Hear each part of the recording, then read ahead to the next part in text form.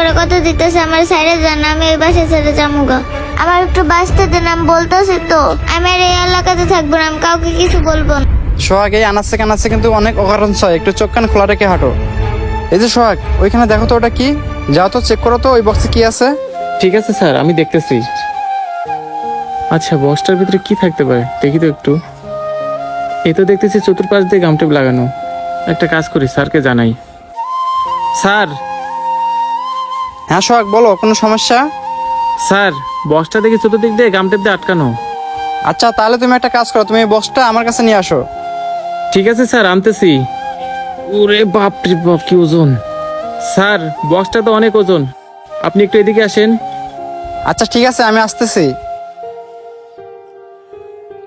কি বলতেছো, এটার ওয়েট অনেক, কোনো জায়গায় খোলা ডলা নেই? দেখি তো আমি একটু। ওরে বাপরে বাপ, আসলেই তো এটার অনেক ওয়েট। সোহাগ তুমি ওই সাইড দিয়ে ধরো, দুজনে মিলে ওইদিকে নিয়ে যাই। স্যার, আস্তে ধীরে নেন, এর ভিতরে হয়তো বা কোনো গুপ্তধন থাকতে পারে। সোহাগ এইখানে রাখো, এবারে খুলে দেখো তো এর ভিতরে কি আছে। ঠিক আছে স্যার, আমি এটা খুলে দেখতেছি। ঠিক আছে সোহাগ, খুলে দেখো কি আছে ভিতরে। স্যার, ভিতরে একটা বাচ্চা। আরে কি বলতেছো, বাচ্চা?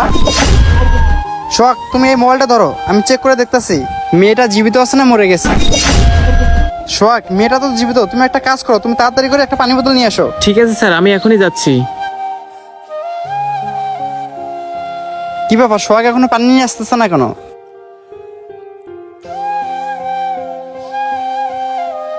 স্যার, এই যে নেন পানি। আমার কাছে দাও। মেয়েটার শরীরে পানি ছিটে দেই, তাহলে মেয়েটার জ্ঞান ফিরে আসবে। পানি মেয়েটার চোখে মুখে ভালো করে ছিটিয়ে দিতে হবে। আঙ্কেল আমার আর মারেন না, আঙ্কেল আমার আর মারেন না। আঙ্কেল আমি আপনার করে কথা দিতেছি আমার সাইডে যান, আমি ওই বাসায় ছেড়ে যামুগা। আমার একটু বাঁচতে দেন, আমি বলতেছি তো আমি আর এই এলাকাতে থাকবো না, আমি কাউকে কিছু বলবো না। আঙ্কেল আমার সাইডে দেন, আঙ্কেল আমার সাইডে দেন। আরে মামুনি, তুমি আগে এটা বলো, তোমাকে মারতে চাই কে, আর তোমাকে কে এভাবে এখানে রেখে গেছে সেটা আগে তুমি আমাকে বলো। আর মামুনি তুমি কোনো টেনশন করো না, আমরাও তোমাকে মারতে আসিনি, আর তুমিও তো জানো না যে আমরা আইনের লোক। আম্মু তুমি একটা কাজ করো, তুমি উঠে দাঁড়াও, দাঁড়াও দাঁড়াও। সত্যি বলতেছেন আঙ্কেল, আপনার আমার মারতে আসেন নাই? হ্যাঁ সত্যি বলতেছে মামুনি, আমরা আঙ্কেল, তোমাকে ব্যথা মারতে লাগে আসিনি। আঙ্কেল। আঙ্কেল আমার একটু পানি দিবেন, আমার অনেক পানি পিপাসা লাগছে। আচ্ছা ঠিক আছে, দিতাছি। এই নাও খাও।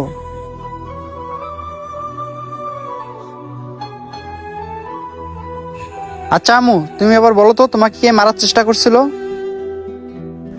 আঙ্কেল আমার সৎ মা আর একটা আঙ্কেলে। কি বলতেছো, তোমার মা তোমার আঙ্কেল তোমাকে মারার চেষ্টা করছিল মানে? তাহলে তোমার বাবা কোথায়? আঙ্কেল আমার বাবা উনি বিদেশে থাকেন। আচ্ছা, তোমাকে যে তোমার আঙ্কেলটা মারার চেষ্টা করছিল তাকে কি তুমি চেনো? না আঙ্কেল চিনি না, কিন্তু ওই আঙ্কেলটা প্রতিদিন আমাদের বাসায় আসে। আর আমি এই কথাটা আমার বাবাকে জানাতে চাইছি দেখা তারা দুইজনে মিলে আমার মায়ের এই জায়গায় রেখে গেছে। আঙ্কেল ওরা দুইজন মিলে আমার অনেক মারছে। আম্মু তুমি এভাবে কান্না করো না, বুঝতে পারছো? আর তোমার বাসা কোথায়? তোমার বাসায় আমাদেরকে নিয়ে চলো, তুমি একদমই টেনশন করবে না, আমরা হচ্ছে আইনের লোক, ঠিক আছে? তোমার বাসায় আমাদেরকে নিয়ে চলো। না আঙ্কেল আমার ওই বাসায় যাবো না, এবার যদি ওরা দুজন আমাকে পায় তাহলে মেরেই ফেলবে। মামুনি, তুমি ভয় পেও না, তোমাকে বললাম না আমরা দুজন আইনের লোক। শোনো মামুনি, তুমি শুধু একবার তোমাদের বাসাটা আমাদের দেখায় দাও। আঙ্কেল ওরা তো আমাকে মেরে ফেলবে না? আরে মামুনি, তোমাকে বললাম না আমরা আইনের লোক, আর তোমার এই অ্যাঙ্গেল থাকতে তোমার কোনো ক্ষতি হতে দেবো না, তোমার বাসাটা শুধু আমাদেরকে দেখিয়ে দাও। জান, পথের কাটা তো একটা শেষ, এবার শুধু তোমার স্বামীকে বিদেশ থেকে আসতে দাও। তাকে মারতে পারলি সব টাকা পয়সা সম্পত্তি আমাদের হয়ে যাবে। জান, তুমি ওইটা নিয়ে কোনো টেনশন করো না, ওইটা আমার প্ল্যানিং করাই আছে। তুমি একবার শুধু ওকে বিদেশ থেকে আসতে দাও। ঠিক আছে জান, তোমার প্ল্যান মতোই তাহলে কাজ হবে। কি ব্যাপার, এই সময় আবার কে আসলো? আরে তুমি কোনো চিন্তা করো না, আমি দেখতেছি, তুমি ওইখানে যে লুকাও। আচ্ছা, লুকাইতেছি।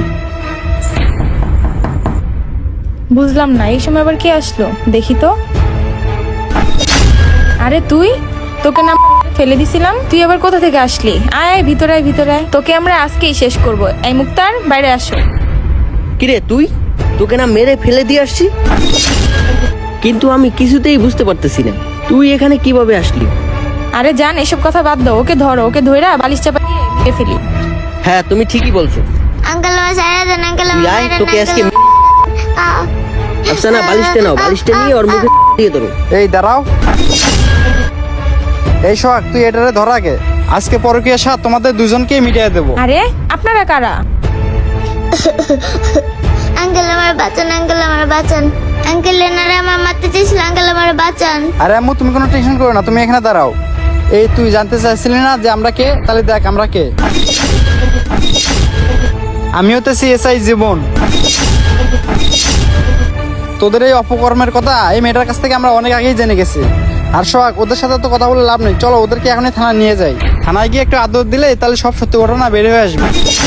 স্যার স্যার, আমাদের ভুল হয়ে গেছে, এবারের মতো আমাদেরকে মাফ করে দেন। মাপ? তোদেরকে আমরা মাপ করবো কেন? অন্যায় করার আগে মনে ছিল না? আর তোরা কি জানিস তোরা কিরকম অন্যায় করতে চাইছিলি? তোদের এই পরকীয়ার জন্য আজকে একটা নিষ্পাপ শিশুর জীবন চলে যেত। তোরা দুজন মিলে যে অন্যায় করছিস সেই অন্যায় কোনো ক্ষমা নেই। চল তোরা থানায়। এই তুমি দাঁড়াই আছো কেন? তোমারও কি এভাবে নিয়ে যেতে হবে? তুমিও থানায় চলো। আসসালামু আলাইকুম বন্ধুরা, আমাদের ভিডিওটি ভালো লাগলে অবশ্যই লাইক কমেন্ট শেয়ার করে সকলকে দেখার সুযোগ করে দিন। ধন্যবাদ সবাইকে।